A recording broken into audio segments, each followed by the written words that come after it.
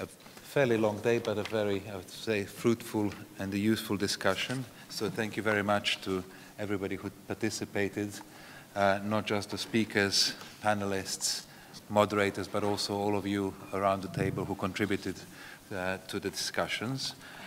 And before we close this session and have a reception at the end, I would like to give the floor to the representative on freedom of the media, Ms. Dunja Mijatović, for the concluding remarks of this event and this conference. Thank you, Frane. I'll try to be brief. I know it's hot, even though we have all the windows open and air conditioning obviously doesn't work. So I apologize, but we can also see it from a positive side. It's almost like an Indian summer in Vienna, and I do hope you will have some time to enjoy this beautiful city after our reception. But before that, I would like to make some comments, some suggestions to open maybe some new questions, but most of all to thank you all wholeheartedly, even you, Snezhana, for your stories, for your openness, for your trust in order to share the stories, in order to work with this office, not just today, but anytime. I also thank all these wonderful NGOs, representatives from IFJ, EFJ, Reporters Sans Frontières, Article 19, Index on Censorship, and you could see that it is really something we would like to keep going. Presence of UNESCO representatives, Council of Europe, all organizations that have a say in this story and many other stories. And that is why I think it's extremely important that we also have government officials present here in order to see how they can take this further, how they can do things that are important. I would also like to mention IPI as the organization that was extremely active on this issue and really following everything we were doing and trying to attract others to join and to raise the awareness about this topic. I can see that this story will continue, but I hope it will continue with some concrete results and with some conclusions that might show us some light in the tunnel that we see, and it's called cyberspace, internet. We heard many bad things about internet, about being garbage and all these things that we unfortunately have in our ordinary life as well.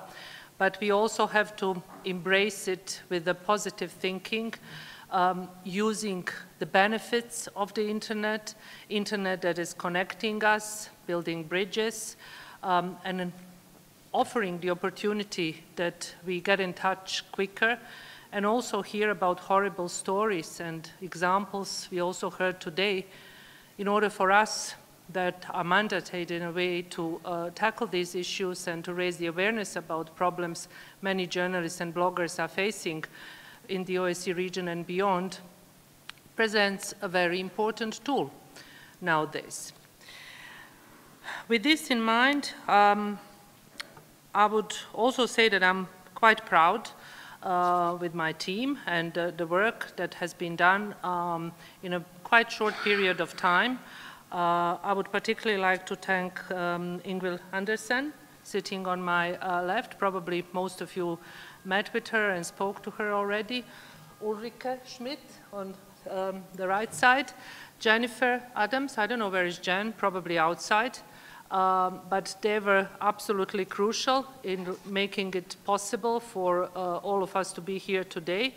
And not to forget two wonderful ladies sitting over there, our interns Mia and Katarina, who also helped make it possible. I would like to also say a few words in relation to our discussion. And also to say that it is undoubtedly all of you who are suffering from online threats and harassment on a regular basis who are paying the highest price. But as has been stated many times today, the ultimate price will be paid by the whole society, by all of us, if we do not manage to safeguard against this abuse and to come back to our fundamental rights and obligations. So this is, in a way, I would say, a democratic problem more than anything else. I will not make any effort to sum up what was discussed here today. As I said, to begin with, my office intends to publish recommendations based on the outcome of this meeting. We are also planning a publication later on. But allow me just to share a few observations, very brief, from today's meeting.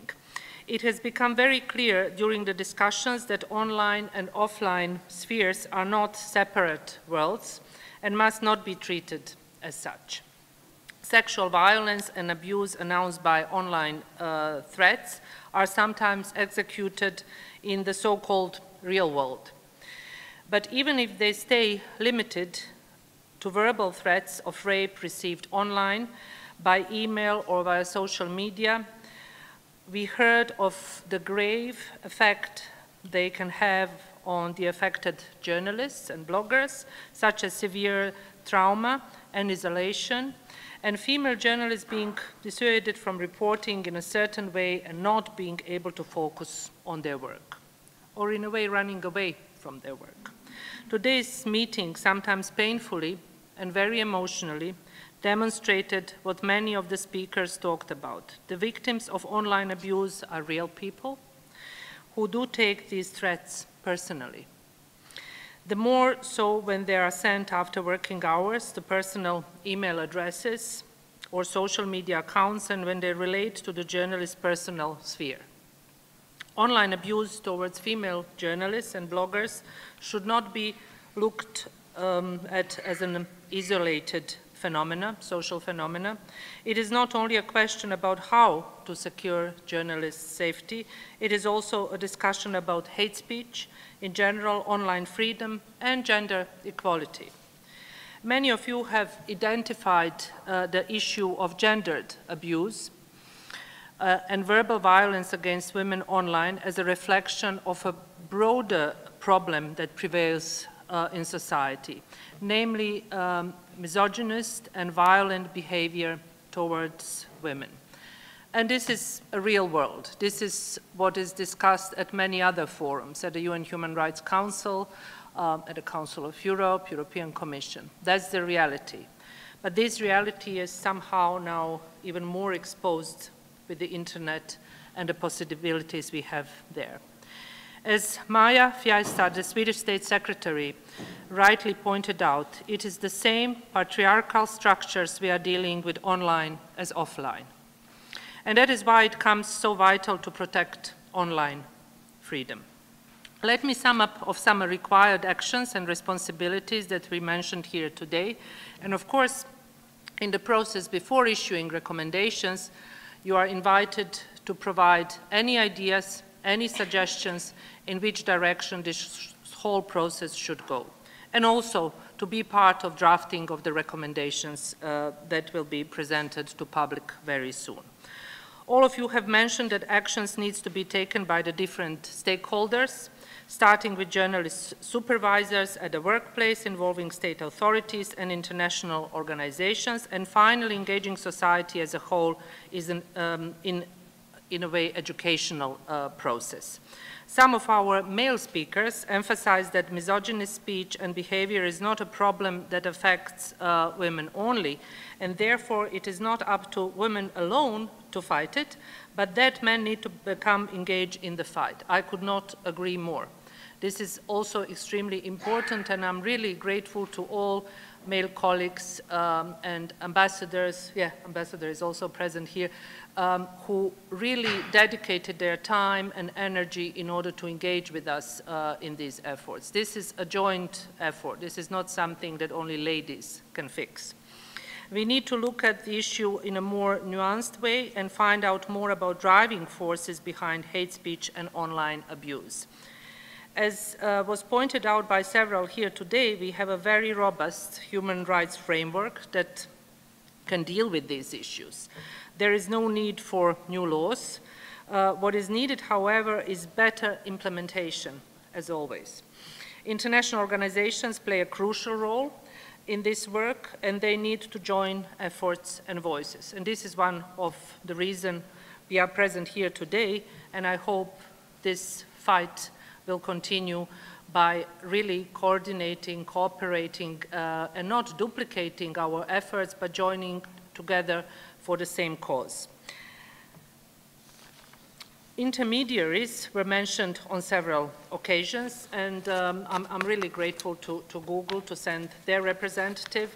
We work closely, and we will also have another event in December, event on open journalism, where the role of intermediaries in general will be discussed as a part of our project. It is going to be a third event on open journalism, and I could not emphasize enough how important it is to have big companies and intermediaries present in this story and to hear their voices, their suggestions in the process of trying to answer some of crucial questions we have.